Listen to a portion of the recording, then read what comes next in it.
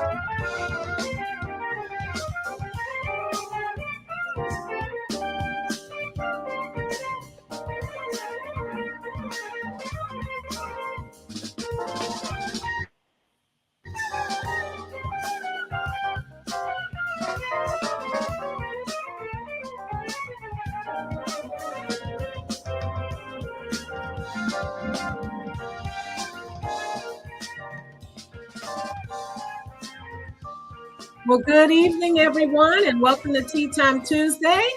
How is everybody doing out there this evening? We're so excited to see everybody, and we hope that you.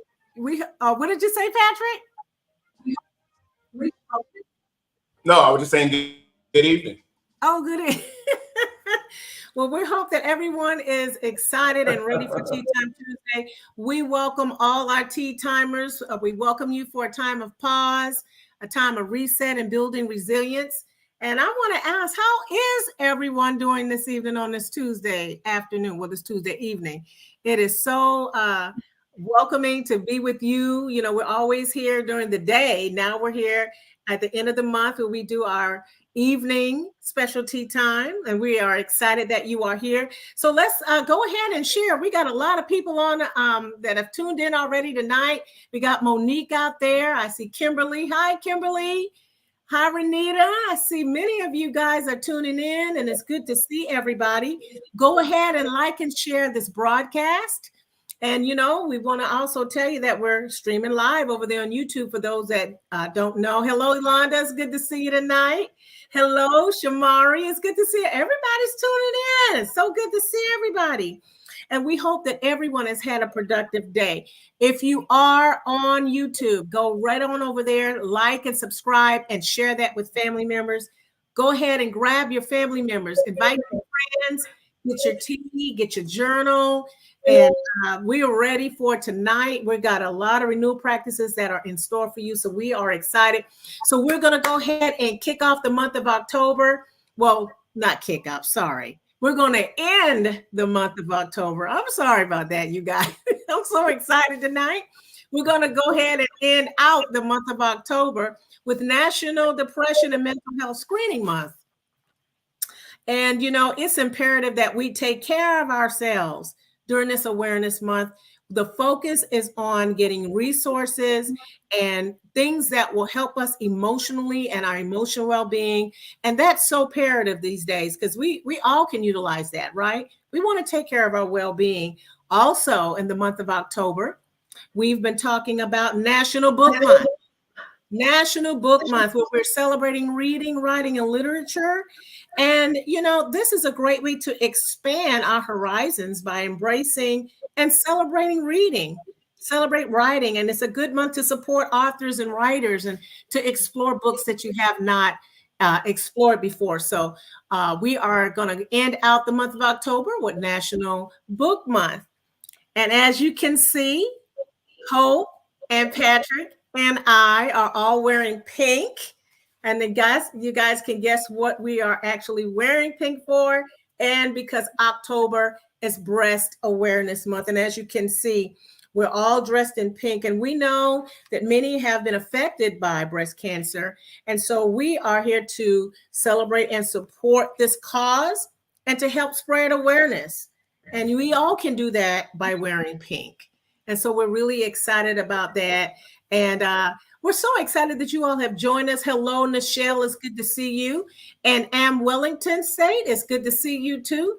And we're going to move forward with our tea of the week. And so I'm going to ask everybody, even Patrick and Hope, how many of you enjoy licorice? I know I enjoy licorice. Do you like licorice, Patrick, Hope? If it's red. Red licorice. It's red. Oh, the Twizzlers. That kind of licorice. No, that's not licorice. What about you, Hope? I like licorice, yes. I like licorice too. And so our tea of the week, if you like licorice, you're going to like this tea of the week. It's called Star Anise Chai Tea. And if you like the spice and the licorice, here it is on the screen. And this particular tea has originated from China. It's shaped like, you see the spice there, it's shaped like a star, and the aroma, it smells amazing. You can add in some brewed black tea, and if you want to make this chai, which is so special and spicy, you can add cinnamon and nutmeg and cloves and molasses and ginger and cardamom. Steep it with your favorite cream, and you have a warm and spicy chai tea. So this is a great tea to drink when it's nice and cool outside. Star Anise tea, our tea of the week. And so I'm going to move myself out of the way. We're going to get ourselves ready to locate ourselves. Hope is going to take us into locating ourselves tonight. Right. Thank you, Carmela. And hello, everyone out there at Tea Time. And hello to our Tea Time community. I'm glad that you are all joining us tonight. And for those who are regularly part of our Tea Time community, we all know about Locate Yourselves. And those who are viewing and you're new, we want to say welcome to Tea Time. And as a part of Tea Time, we always do a point where we locate ourselves. You think, what is locate yourself? Meaning we're taking a time to pause, reset, and build resilience in this time. So right now it's just taking that time to pause and just taking a moment to just focus in, just relaxing our shoulders and relaxing our hands to kind of focus in. And this way we can kind of, get our mind ready for tea time and let go of some of the things of the day that we've had to do in the hustle and bustle of the day. So we're going to go ahead and move forward in our Locate Yourself.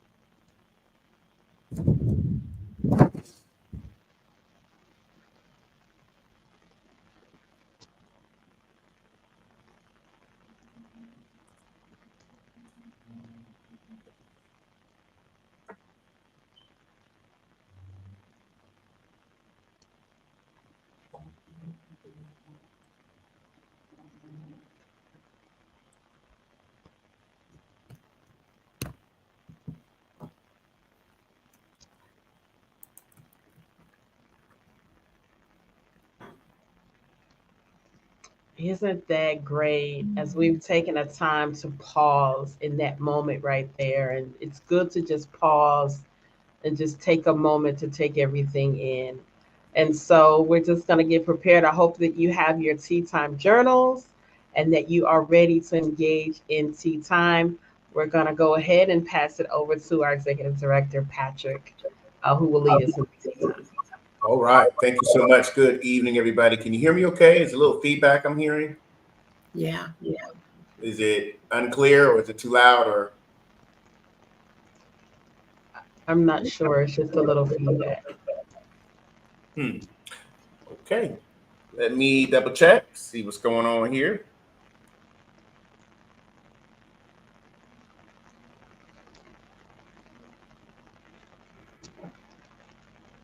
How about this? It's a little bit better.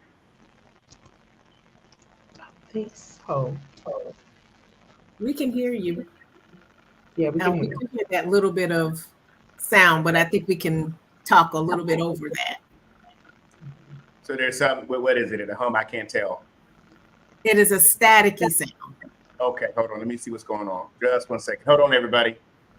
While we're waiting, let us know what your tea of choice is this evening. Let's go ahead and do that. Give me a minute and check on what's going on with this background noise. And I'll be right back.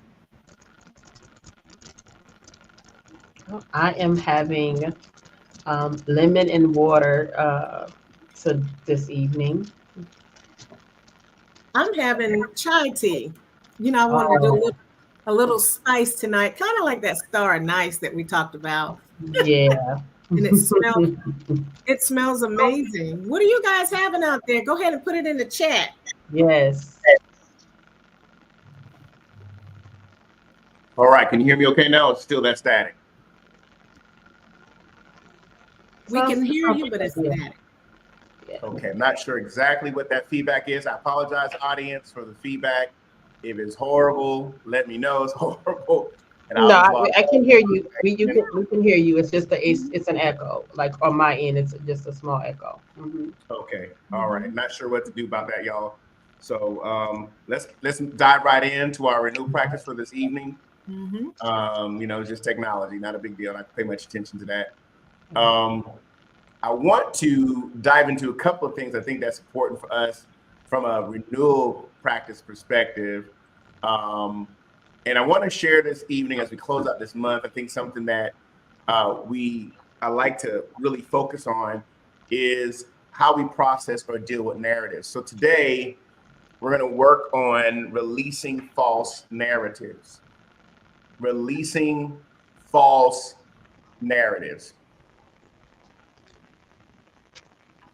So if you're out there and I want you to think about just what you're looking at here, the image that's on the screen. And when you think about narratives, what comes to mind when you think about narratives? Any thoughts on that, folks? What happens when you think about the word narratives or dealing with a false narrative? What comes to mind? And one of the key things here at the Renewal Center, one of our areas of emphasis is renewing minds, right? And also restoring lives. And one of the things about renewing our mind is also how do we process certain stories or when things come to our minds. That's one reason why we're going to work on that today and just have a dialogue surrounding that. So I'd love to hear from you regarding narratives. What's your perspectives? Kim says stories. Any other perspectives on when you think about narratives?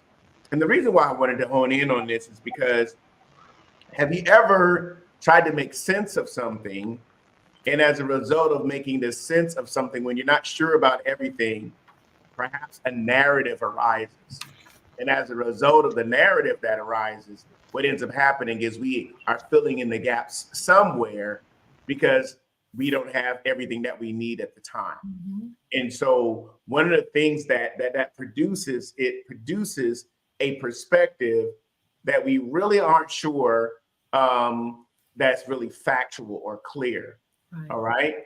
Somebody else says here, language given to a situation or a circumstance. All right. Anybody else, your thoughts when you hear the word narrative? Now, I want to lay a foundation for us for a common perspective when we think about the term false narrative is a commonly held belief that is based on incorrect or incomplete information. Yeah. All right. So this is important. Kimberly says here, the story you tell yourself about any given situation or person. So false narrative is a commonly held belief that is based on incorrect or incomplete information. So I want you to take a look at that definition. And from that perspective, based upon that perspective, has any of you ever had a false narrative? I know that I have. Mm-hmm. I've had a false narrative before. So give me a thumbs up, folks, if you've had a out there. Let us know if you've had a false narrative based upon this. It's commonly held belief that it's based on incorrect or incomplete information. Now, why is it important that we identify, and Carmela, this is for you and for Hope as well. What are your thoughts on why it's important for us to identify a false narrative, which is, of course, commonly held belief that it's based on incorrect, incomplete information? So first of all, I ask you both, have you ever had a false narrative? Number one. And number two, based upon that, why is it important in your life to look at whatever narratives that you have? Well, absolutely. I have had false narratives many times in life. And one of the reasons why is because you're believing without all of the facts. You think you're going off of emotion first. And when you're going off of emotion, then you move headstrong and you make decisions based off of the strong emotion that you have.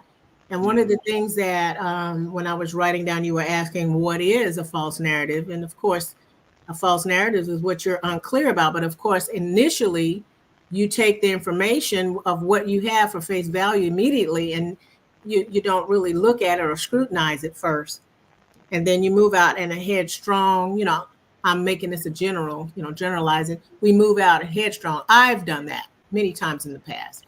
I've, learned from that, not to do that. But the stories that we believe that are untrue can affect us in so many ways, and it makes us make decisions that are premature. Thank you for sharing that. Hope, any idea on that? Have you ever had a false narrative? And if so, what's the importance in your life of looking at a false narrative? Oh, yes, of course. I've had false narratives and had to deal with false narratives. And for me, with false narratives, it's a way of filtering or understanding what is true and what is false. And so by what I created in my own mind. So sometimes it's some things that maybe I created in my own mind, some assumptions that I've come to, some story that I've told myself about a situation that may not even be factual. Mm-hmm. Now, the thing for me about false narratives is that false narrative, the part that was important to me was that passing that on to another individual. And that's how sometimes it goes through people and communities, and then it's a lot of false information, that we see. So I'm just being more mindful, intentional, and just for me, when that comes up, kind of like thinking like, okay, where is this coming from? Where is this source? Why am I thinking, what is causing me to go this way? So yes, I have dealt with false narratives, absolutely myself. Yes. Thank you all for your transparency in that, because we, as human beings, we all deal with them, period. So, as human beings, we engage in them, rather, I don't know the frequency of it, but we engage in narratives many times is because we don't have all the information that we need at that particular time. I do want to preface this also by asking you and asking the audience, perhaps, do you think that past experiences can influence our narratives? False narratives, that is, specifically. I just want to get a pulse check from the audience. And again, welcome everyone to our tea time discussion this evening in renewal practice on false narratives and how to release ourselves from them or remove ourselves from them. What are your thoughts, audience? Do you think that because of past experiences, we can create more, or maybe they're not? It has no impact on our false narratives. I think somebody else earlier, I think it was Kimberly, that said stories you tell about any given situation or a person. So we can create false narratives not only about a situation, but we can also do that about a person or even ourselves as well. We tell ourselves stories about ourselves, or we have particular perspectives. And so I'd just like to hear from you. Do you think that perhaps past experiences can impact how we develop narratives? And if so, does it really impact how we're processing our narrative? So just love to hear from you on that. Yolanda, hey, good to see you, cuz. Yes, thank you for sharing. And Michelle says, absolutely yes, past experience can have an impact. Thank you for sharing that. Hey, Nita, how you doing, sis? Yes, I agree that past experiences can create false narratives. Our exposures and personal traumas can possibly lead to that. Thank you for sharing that. This is good. I wanted us to kind of get a pulse on that as well. Hope matters. Thank you. Say absolutely, it has an impact. We can choose them to influence our narratives, positive and negatively. Thank you for sharing that as well. So I think we've pretty much agreed that some of our past experiences, all right, can show up in how we frame narrative. So I wanted us to dig into this because I deal with them, we deal with them personally, and we deal with them professionally. And so I wanted us to have a common ground to say that we all have false narratives from time to time. We all deal with false narratives from time to time. And then also, we've agreed that our past experiences can have an impact on our false narratives. So we've got a lot of agreement in the building tonight, all right? A lot of in the virtual space. So I wanted us to just get a premise and get a pulse check of where everyone is. I also wanted to start out by saying, and Hope, can you read this for us? Your thoughts on this quote? Sure. When we don't have an answer for an issue that's nagging us, we tend to make up stories in our heads, often with incorrect assumptions or reflecting insecurities buried within ourselves. There it is. So I wanted to start out with this. When we don't have an answer for issues nagging us, we create a story to address what's nagging us. I've had things nag you. You may have had a coworker, a friendship, whatever it is, something come up and it nags you. Everybody knows what a nag is. It's like a gnat down south getting in your ear, just constantly there. And so we tend to make up stories in our heads often with assumptions, reflecting things that are buried within us. So I wanted to bring this up so that we can say, do I wrestle with this in my job, my profession? Because relationships are everything, even our relationships with a situation or our relationship with an individual, our relationships with our colleagues or what have you, and our families dynamics. When we don't have an answer, we create a narrative to fill in those gaps. So I'm going to give you some time to really reflect on that quote and really think through, what was the last narrative? Let's work this out. If you're at home and you have your journal out, you already know tea time is about renewal practices. I want you to think about a story you told yourself. Now write it out. Go ahead and take your time and write out. What's a story you just maybe told yourself? You don't have to share it if you don't want to. All right. This is our own renewal practices. But I want you to think about a story perhaps that you told yourself, and what did it do? What was the impact on you when you found out the narrative was false? What was the narrative or the story? Write out the story, and we won't work through it this evening, all right? But I do want this to be a beginning phase to say, let me look at this narrative that I'm perhaps telling myself, and then as a result, when I discovered it was a false narrative, what was the impact upon me? What was the influence? What took place? Hope, Mel, have you ever observed, maybe not just in your own life, but you've observed something where someone had a false narrative, or maybe you had a false narrative, you found out later it wasn't a false narrative. You know, I had egg on my face because of the false narrative, or I jumped the gun, perhaps, you know what I'm saying? I just went fast. I assumed or what have you. So I want to hear from you if you've ever experienced that personally or observed it. And if you have experienced that or observed it, what was the impact as a result of embracing a false narrative and then finding out later on that the actual narrative was false? Thoughts on that? An audience, love to hear from you as well.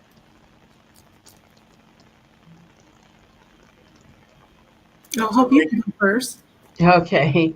Well, for me, with dealing with it or seeing it displayed or myself of dealing with it, um, it was a point where it was unnecessary stress or worry about something that wasn't factual or true.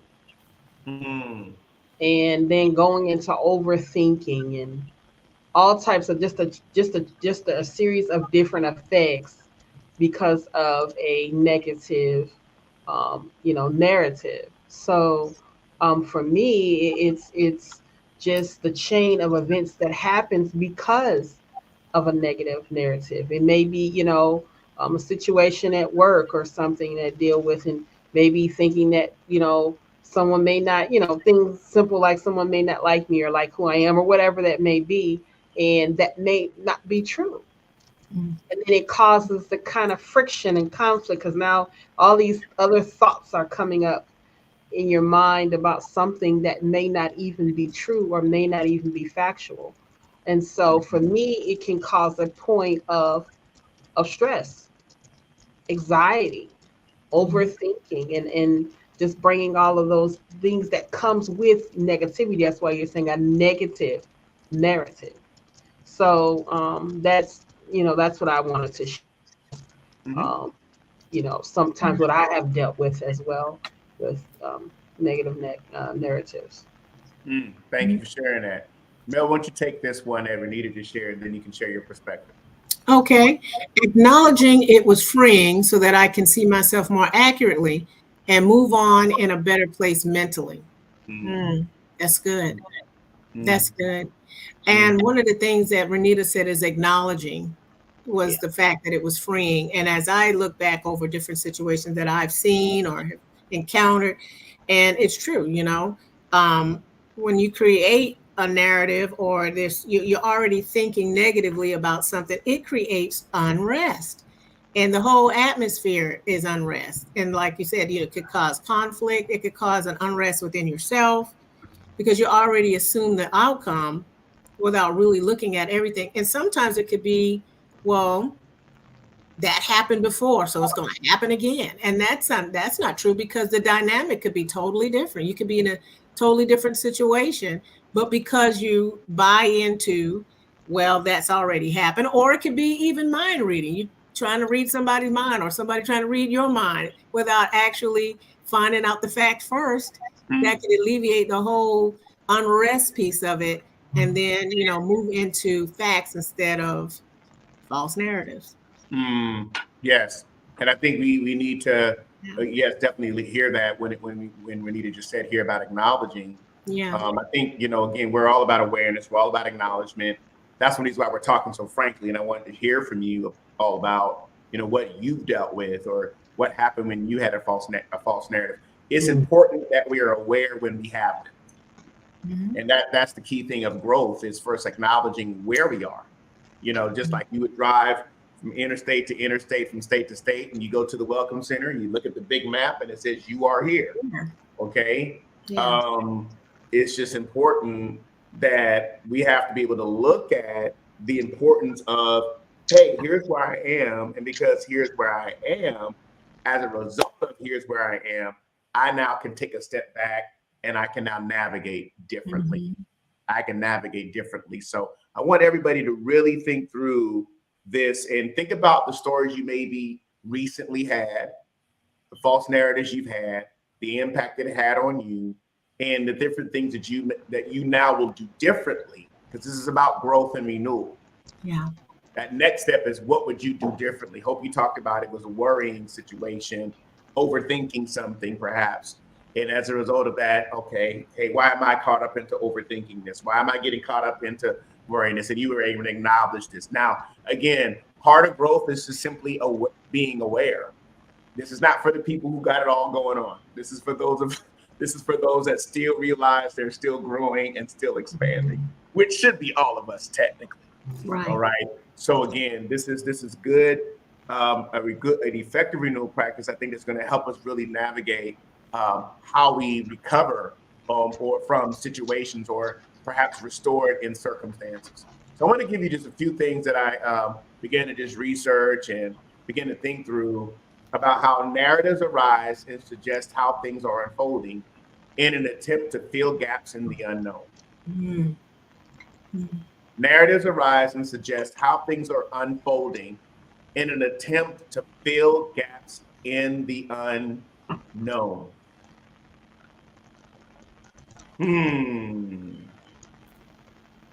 That's good. Oh, let me sit on this one right here. So they arise for that purpose. Now, let's think about this now. Yeah. I'm suggesting how things are unfolding. Okay, well, this is why it's happening. Like we really know why people do what they do. We really don't. We don't. Mm. And we spend all our day, well, why did they do that? Or, why did this take place? And we will never really know why, because we're not inside that person's mind. Sometimes they may not even know. Sometimes we don't even know. Okay? Until we find out why we make certain decisions or have certain patterns and certain behaviors and choices and lifestyles and things like that. So I wanted us to consider this as how narratives arise and suggest how things are unfolding in an attempt to fill gaps in the unknown. Let me give everybody a chance to look at that and really meditate on that. And then I want you to just give your initial response to this phrase. Go right ahead. Hope, Mel, thoughts on that? I like that. I was just looking at what you put up there, but narrative suggests. And I was breaking that down, meaning that narratives will give you an answer if you let it. Narratives will give you what you probably want to look for, the outcome. I'm just like, wow. Narratives will tell you exactly what you probably are already thinking that's going to happen, because there is an unknown. And so I like how you put that in the sentence. If you show it again so we can read it. One of the things that stuck out the most was narratives arise, they come up, but they suggest. So that shows me that narratives will give you an answer to fill in the gaps because you don't know.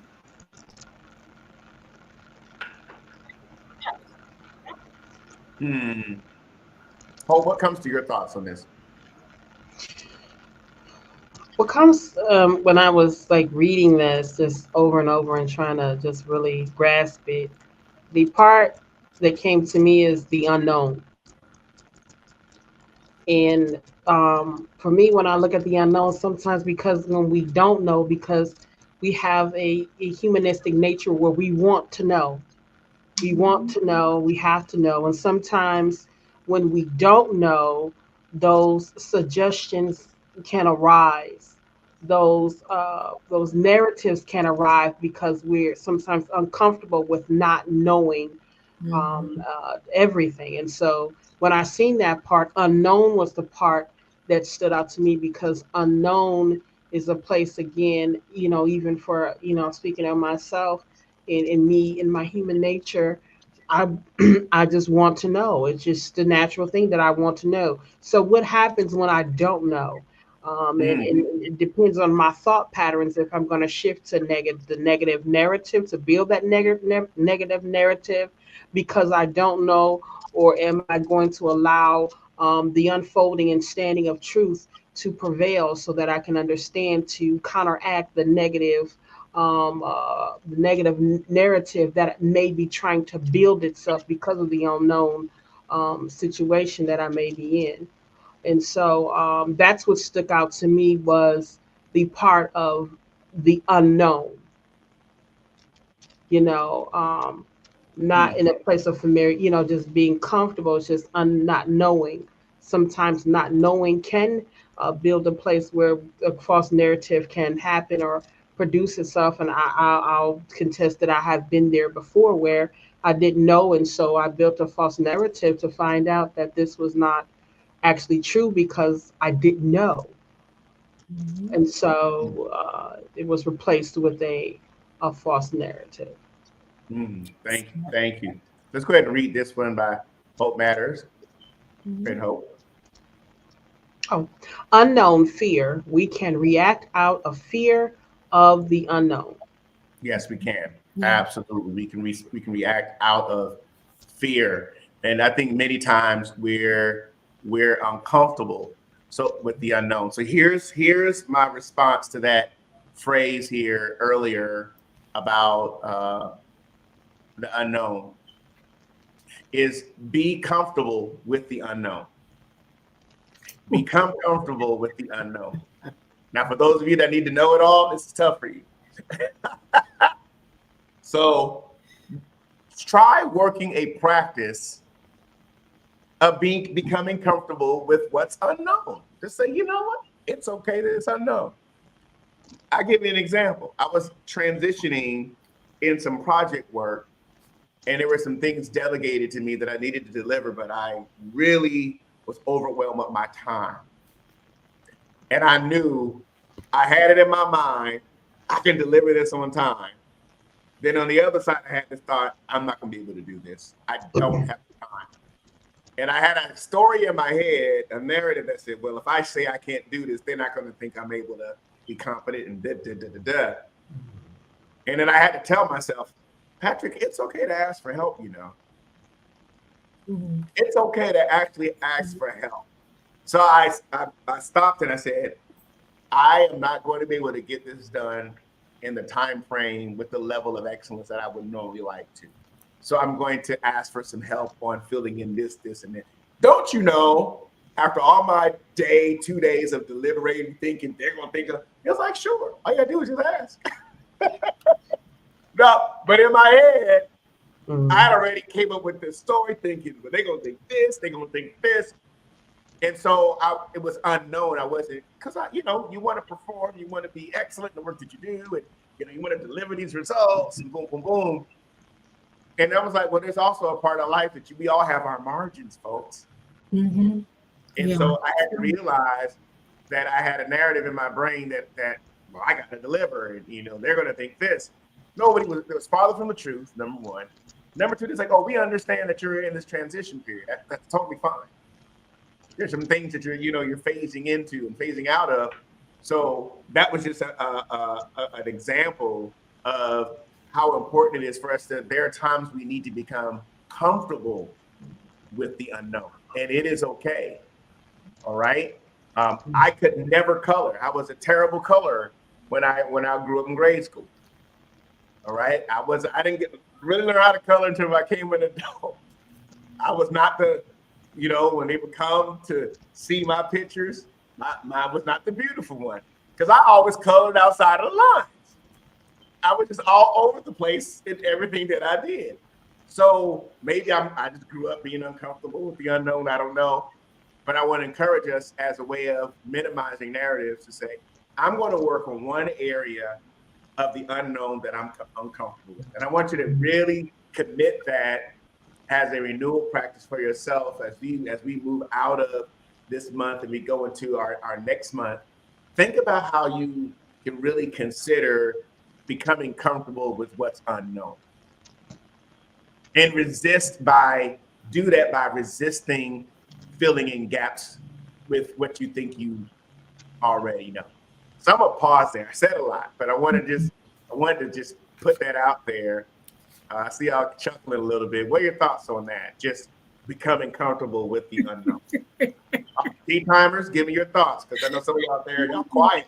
It's quiet tonight. Maybe y'all processing. So it's that word that you just said, processing. And I was just sitting here. It was kind of comical what I saw in my mind, because I'm like, somebody that's just biting their nails because they're just waiting, and the anticipating and just the waiting and the unnerving feeling that you have when you don't have the answer. And like you said, be comfortable with the unknown. So I just pictured somebody just waiting and biting. But then I thought about the fact that waiting gives us time to process. Like you said, it gives us time to process and kind of come up with the facts and what's actually happening. And that could, we're squirming in our seat, waiting, trying to figure out, and but then that piece of the fact of the matter is just the processing time could really help us. That buys us time to get the information. So I like that. Why don't you share what Kim is saying here, Mel? This is good. Kimberly is saying that's similar to be comfortable with silence or pause in a conversation. Absolutely. That's true. Because the other person is probably wondering, well, okay, what are they thinking? But if we just wait, they'll probably go ahead and say what they're going to say. That's right. Yolanda says, I will work on being comfortable with what is unknown. I'm a filler of spaces. Yeah. That's good. Learn to release. Mm-hmm. Yeah. I don't have to know all of this. And because I don't have to know all of this, I can now start really influencing my narratives instead of my narratives influencing me. Mm-hmm. All right. Thanks, everybody, for your participation. This is good. Let's keep moving. All right. So, again, we have a habit of mistaking anything we think for truth. That's another thing about narratives. Woo! We have a habit of mistaking anything we think for truth. If I think it, then it's true. They don't like me. They're against me. We have a habit of mistaking anything we think for truth. Ooh, wow. They didn't call me back. They didn't respond the way that I wanted them to respond. That's good. Yeah. Yeah. We have a habit of mistaking anything we think for truth. That is a human. See, because here's the thing. The brain in neuroscience cannot determine the difference between a lie or a truth or a fact. It can't. The brain is going to believe what it's going to believe. And if it believes a lie, it's still going to believe that lie, even though it's a lie. It believes that lie. So it cannot make a determination. Well, this is good. What causes us to determine is stepping back and not internalizing and agreeing with every belief system that comes along the way, every thought that comes along the way. But we have the tendency, again, we have a habit of mistaking anything we think for truth, even though it may not be the truth, we believe is true. And so because we think what we're thinking is true, that we've created another narrative. Now, I just want you to think on that. Everybody, thoughts on this now? Hope, what are your thoughts? Can you see it yourself? Maybe historically you've seen this. Maybe in the past you've seen it. Or have you ever maybe had the habit of mistaking what you thought for truth? Audience, tea timer? Absolutely. Yeah. Definitely. Yeah. Here it is. Allowing the unknown releases control. Yes, it does. Absolutely. Michelle says being comfortable with the unknown is a gift. It builds character, patience, and eventually peace. So everyone can agree, as I shared earlier, because we were talking about the unknown and there was all this response. But then we need to also think about ways of knowing how to look at the unknown and becoming comfortable. All right? Becoming comfortable with the unknown. And be deliberate about it. Be deliberate about it. Okay, I just wanted to give you an example of how I had to reach out. All right. Here's Renita's comment. Go ahead, Hope, share that with us. Says we talk about this quite often at work. Perception is reality. It's okay to acknowledge and validate your feelings, but you have to take a step back to make sure that it's actually true. Right. Because your perception is your reality, even if it's not true. Even if it's not true, it's true to you. Right. Ooh, and so because it's true to you, even though the brain does not differentiate between a lie or a truth, it just accepts what it accepts. And so as a result of that, it'll have an impact upon us based upon the reality that we've accepted it. All right. So sometimes we got to replace it with a higher thought process, a intentional, deliberate decision to say, I am going to become comfortable with the unknown, or I'm going to delay reacting or responding. Right. It's good. Yeah, and it is easy for us to accept it because the reason why is we still think that our thoughts are truth. Mm. All right. Let's keep rolling with some of this. I want to give a couple of ways. I just want to give us 3 reasons why we create narratives. And then I want us to think about what are we going to do in reverse. All right. Number 1, it's to help make sense, of the world or make sense of a situation. To help make sense of a situation. So we turn on the narrative to help make sense of a situation. And so that helps us it's a security blanket. It is a way of protecting as well. So we do it to help make sense. Number 2, we do it to secure ourselves. We want some sense of security in our mind. So we create a narrative to create that security. Mm. That it becomes an explanation. And then the 3rd reason is to self-soothe. So there's to help make sense, to secure ourselves, and to self-soothe. 3 things. It helps me make sense when I create a narrative, whether it's true, even if it's a false narrative. It helps me secure ourselves, could be a false sense of security. And it helps us self-soothe ourselves because we're wired to preserve ourselves. We're wired to preserve ourselves. So what are your thoughts on that when you think about narratives from a perspective of to help make sense, to secure ourselves, or to self-soothe? Hope or Melly, any thoughts on that?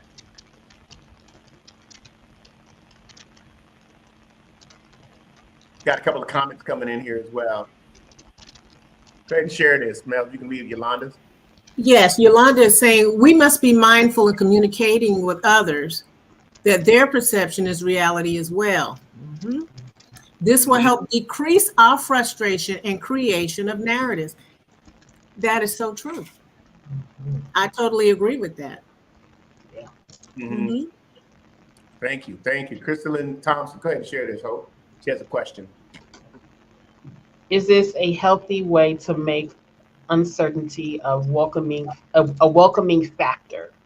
Yes, it is, Crystal. One of the things that I'm not sure if it's more yes or no, but it is a healthy way because what it does is it causes you to embrace the known and the unknown at the same time.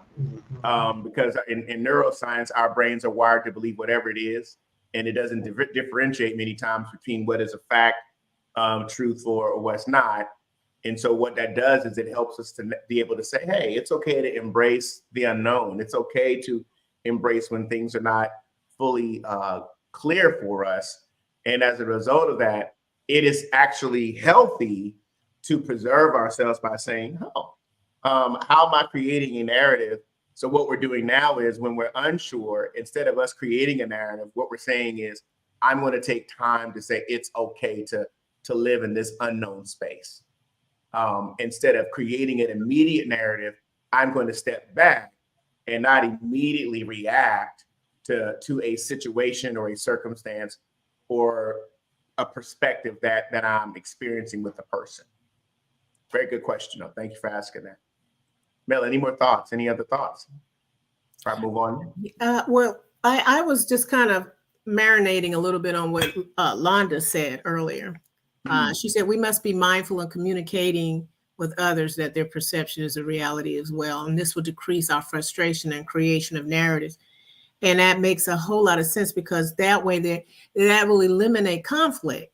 When you find, and then if you close the communication gap because you're getting feedback on both ends that you're coming to some form of agreement of what is true and what is not.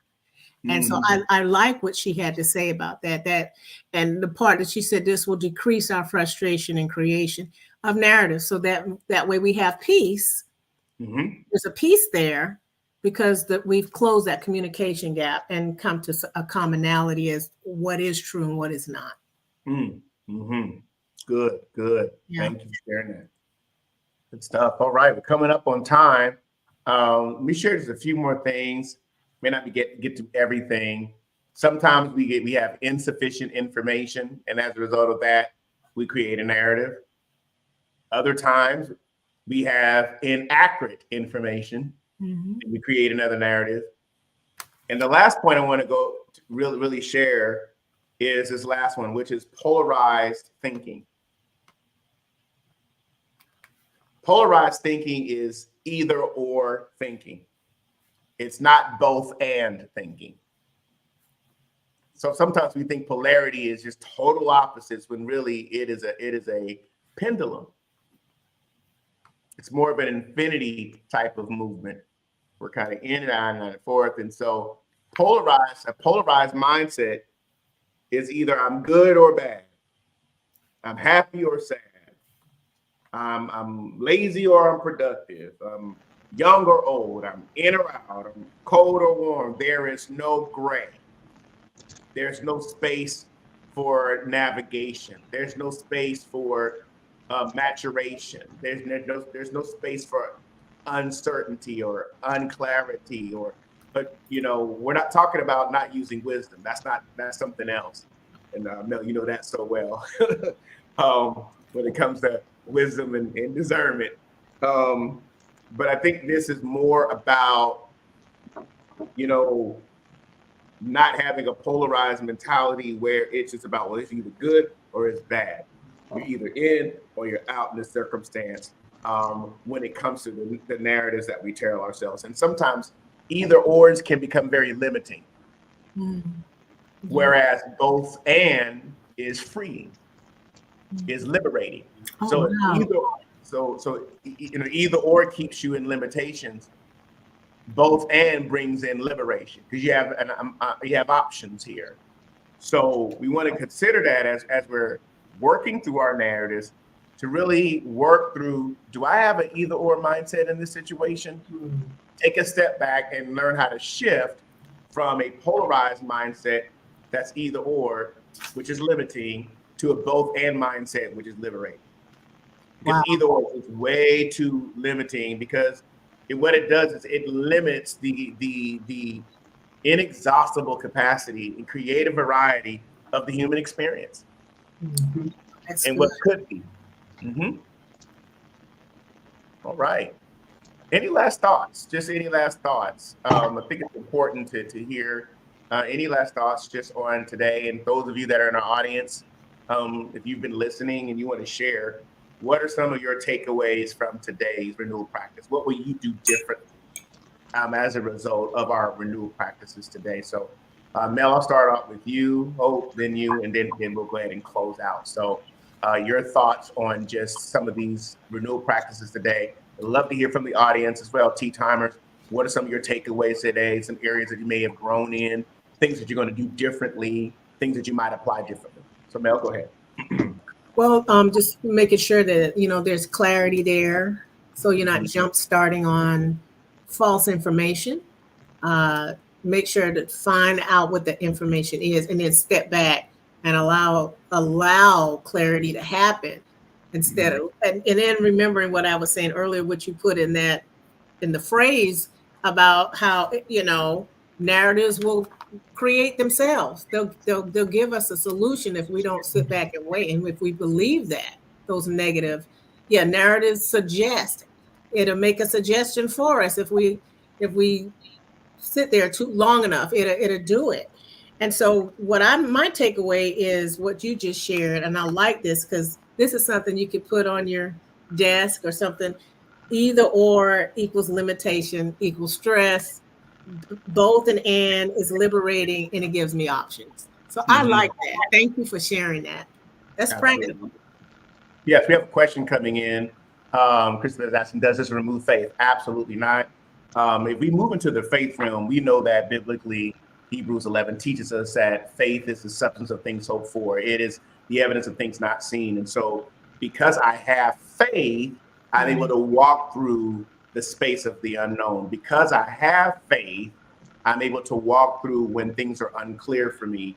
But for those that aren't aware of faith and those that are not necessarily faith-based, what we're doing here is to give people a practical understanding to say, hey, when I'm in a place of unknown, let me learn how to get rid of previous practices that I've had, practices of creating a narrative, practices of having a space where, because we know, according to us being kingdom citizens here at the Renewal Center, one of the key things we of course teach is we the just live by faith, or those that have been declared righteous live by faith. We don't live by our own capability.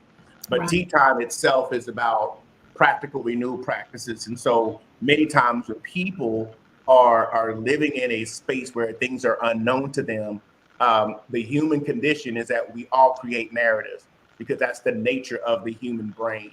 The human mind creates a narrative.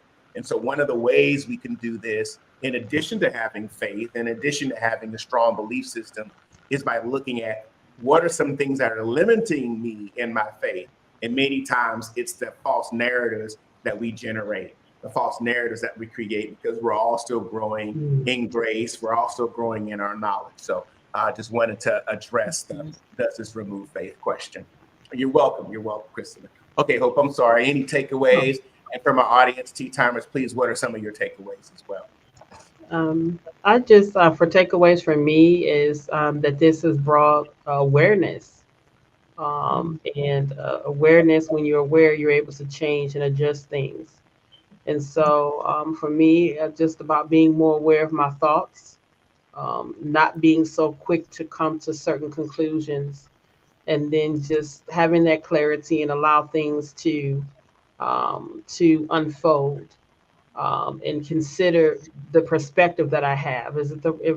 What's my perception? My perspective? How am I looking at this? How am I viewing this, and why? And those are the questions that I'm speaking of with asking myself. And so just the opportunity. This has been great. Tea time tonight, because it brings awareness to how we think. It brings awareness to our train of thought. And it brings awareness to how our minds are gauging and honing in. So I really appreciate this tonight, because it makes me aware. And so with awareness, I'll be able to make the necessary adjustments to ensure that I'm not so quick to embrace a negative narrative. All right. Thank you for sharing that. Tea Timers, please share with us your thoughts, takeaways this evening. Monique says here, I will keep an open mind and consider that others have different perspectives, and it's okay. Yes, thank you for sharing that with us. Kimberly shares here, this was a great reminder that I should pause, reflect, and evaluate before jumping into conclusions about situations and people. Thank you for sharing as well. All right. Another takeaway, narrative and perspective are based on most people's experience. Yes. Thank you for sharing, Crystal and Thompson. Thank you so much. Anybody else? Any other comments, takeaways? Thanks everybody for your participation. I want to share with you, of course, and as the comments are coming in, we're going to bring those up. We generally, each and every fourth Tuesday, we have our special tea time. And so fourth Tuesdays of each month at 7 p.m. So we're looking forward to how we connect with each other with that. And I also just want to, Carmela, maybe you can share with us what's happening tomorrow for our Women at the Well series. Absolutely. So excited. We'll be launching our first Bible study for women called the Women at the Well series. I would love you to join. If you haven't heard about this is an opportunity for ladies to come to a soft environment for biblical studies. We're going to be studying the book Becoming a Woman of Purpose, and it's by Cynthia Hield. It's going to kick off tomorrow night at 7:30. And so if you are interested in finding out more information, please go to our Facebook page. The link will be there and you can find out more information. It's still enough time for you to come and join and to get your book. Of course, it'll take a minute, but tomorrow we'll be jumpstarting our welcome and introduction. So you'll have plenty of time to get your book and get ready for the chapters. So we're really excited. Hope is holding up her book as well. All right. So another way you can actually register is by going to our mobile app. Please download the Renewal Center's mobile app.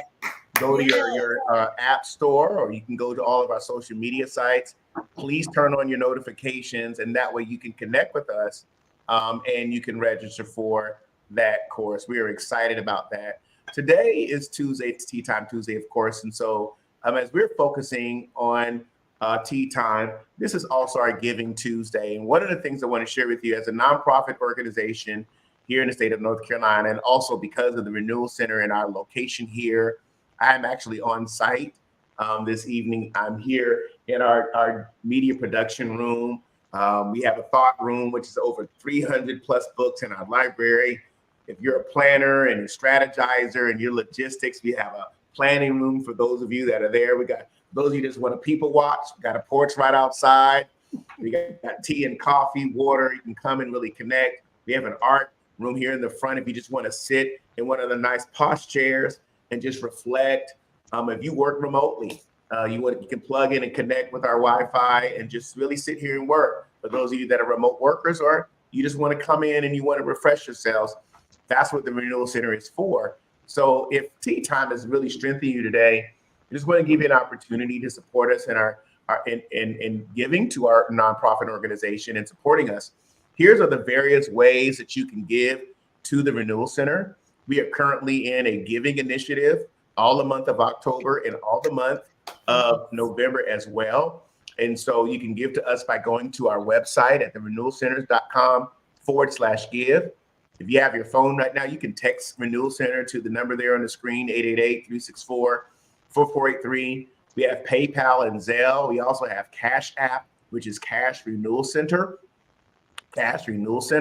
or PayPal and Zelle, which is the Renewal Center 2020.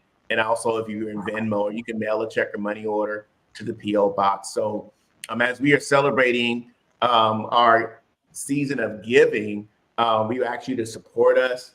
And again, these are the various ways. And again, all the month of October, November, even if you are a current supporter with the Renewal Center and say, hey, I'd like to really help you all with your vision of bringing renewal practices, well-being and wellness services and hospitality to others, I can do that by partnering with you at the RC. And with that being said, we are celebrating 3 years as a center, November. All right, so we're excited about that. So please save that date. All right, Sunday, the 5th of November on Sunday, we'll be on site and live here, 159 Church Street Northeast in the historic district of Concord. We are excited. We are excited as a team. 3 years of hospitality, 3 years of renewal practices, years of tea time and reforming culture and the New You digital discipleship and our blog team and just incredible gatherings we've had. We've had book launches. We've had all types of art reveals here. We've had just incredible creativity and curation here at the RC, not only just within our team, but also other partners and individuals who benefited from us. And so in partnership with us. So we want to invite you out on that Sunday. We're going to start at 11 a.m. and it'll be a time of connecting with our friends and our families. We have a lot to share about where we've been as a Renewal Center and the future of the RC, the future of our grief recovery programming, the future of where we're going in terms of tea time, our renewal walk that's going to be coming up in 2024. We have so much that God has placed in our hearts. And so we're excited to offer that vision to you on November 5th on that Sunday, 11 a.m. So if you're in the area, please stop by. All right, come in and connect with us. We're a casual environment, but we're a presence-based environment. We're all about fellowship. We're all about iron renewal. We're all about taking care of one another. So we want to invite you to come out and connect with us. And so again, I want to thank you, those of you that are connecting with us on our Giving Tuesday today and our tea time. And again, these are the various ways you can give. I'll give you a moment to just identify that on the screen. If you want to do CashApp, you can Cash Renewal Center, or you can download the mobile app. And in our mobile app, we also have a giving option where you actually can go to give. You can also listen to all of our previous tea times by going to and subscribing to our YouTube channel, and any of our reforming culture content or our Sunday digital discipleship. That's also in our mobile app as well. So got a few more comments coming in. Let's see here. All right, some more comments here. Comments. Yes, let's go. Let's want to share a few more takeaways here. Okay, yes. Michelle says, many times in my not knowing that I wait for truth to be revealed, so I am not in error or making something out of nothing. I heard to learn to do that through because anxiety used to run my life. Thank you for sharing that. Hope Matters says here, I will mind my narrative. Thank you for sharing. Thank you so much for that. Yes, thank you. We enjoyed the conversation with you today, so we appreciate it. Thank you so much. Yes, Yolanda, thank you for coming in and connecting with us today. Appreciate you being a part of it. Hey, Dad, how you doing? Dr. Paul Brown, good to see you, sir. Yes, we're going to continue to keep pressing. Yes, thank you so much for sharing with us this evening. All right, team. Well, this has been a great tea time, and I'm so grateful that we were able to share these we know practices, and we'll hopefully see everyone here really soon. If we're not, we'll see you, those ladies that are registered. Tomorrow, you all see each other at the Women at the Well series. Also, we want to encourage you on Sundays. We do have our digital discipleship each and every Sunday at 10 a.m. You can also register for that. We start at 10 a.m. each Sunday, 10 a.m., except for November 5th. Of course, that's going to be at 11 because we're celebrating 3 years. So definitely want to encourage you to register. You go to our website, you go to our social media pages, and of course, again, our mobile app, right? You can register for our digital discipleship each and every Sunday at 10 a.m. All right, folks. Well, as we say, I am Renewal, and have a great evening. Thanks so much.